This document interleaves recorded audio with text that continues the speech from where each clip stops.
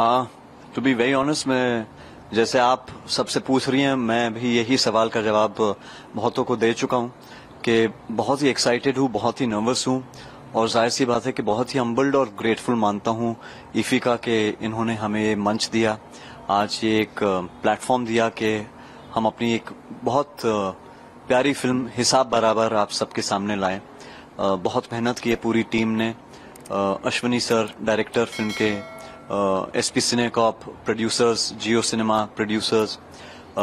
मेरे साथ हैं बहुत ही उम्दा कलाकार और जो हमारे लीडिंग मैन हैं आर माधवन जी, मुझे उनके साथ काम करने का मौका मिला, उसका मैं बहुत आभारी मानता हूं।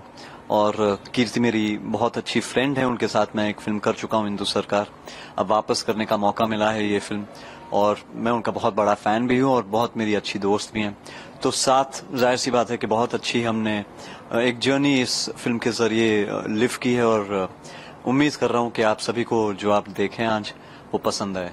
जी सर, आपने प्रोटैगनिस्ट का रोल भी प्ले किया है, अभी आप इस मूवी में according to me if I am not wrong antagonist का रोल भी प्ले कर रहे हैं, यहाँ पे एक करप्ट बैंकर का रोल कर रहे हैं। देखिए, किसमें ज्यादा मजा आ रहा है, नेगेटिव में या पॉजिटिव कैरेक्टर में? पॉजिटिव नेगेटिव दोनों में ही मजा आता है। मैं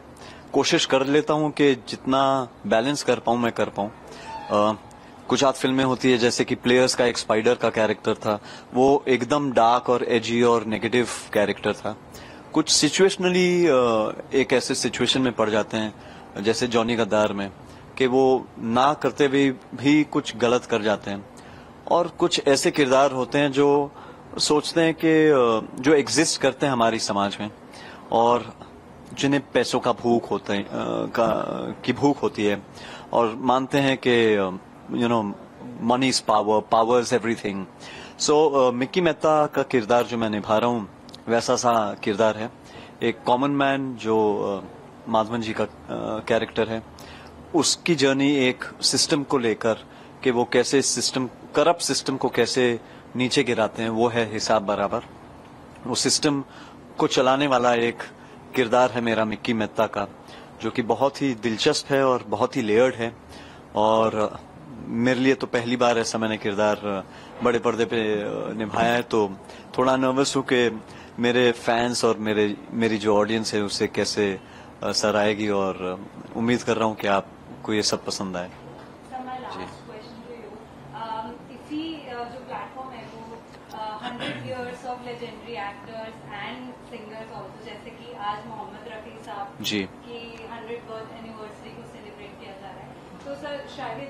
शहीद रफी सर से जब बात जी की तो उन्होंने बताया कि कैसे रफी साहब ने उन्हें हमेशा सिखाया कि कभी भी अपने माइंड पर, शोल्डर्स पर ये लेकर कभी मत जाना कि रफी की फैमिली से। सर, आप इतनी प्रेस्टिजियस लेजेंडरी फैमिली, बिल्कुल आप इनफैक्ट बड़ा कोइंसिडेंस का मामला है कि पिछले साल हमने मुकेश जी का की सेंटनरी ईयर सेलिब्रेट की।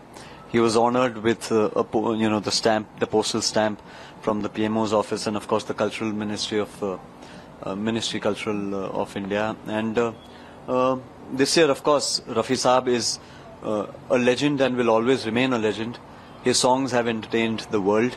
and it's such an honor that today we are celebrating his centenary year also. And for Shahid sir to mention that for his father, I can,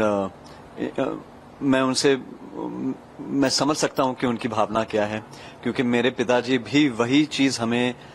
सिखाते हैं मेरे और ना ही मेरी बहन, मेरी बड़ी बहन मुझे, मेरे भाई को, बट अब मेरी बेटी, मेरी 6 साल बेटी को भी मेरी पिताजी एग्जैक्टली वही चीज सिखाते हैं और हम भी यही मानते हैं कि चाहे नाम मुकेश जी के परिवार से हम जुड़े हैं, हम्बल होना बहुत ही इम्पोर्टेंट है, बहुत ही जरूरी है और मैं उम्मीद करता हूं कि ऐसी चीज हम मेंटेन कर पाएं। जी।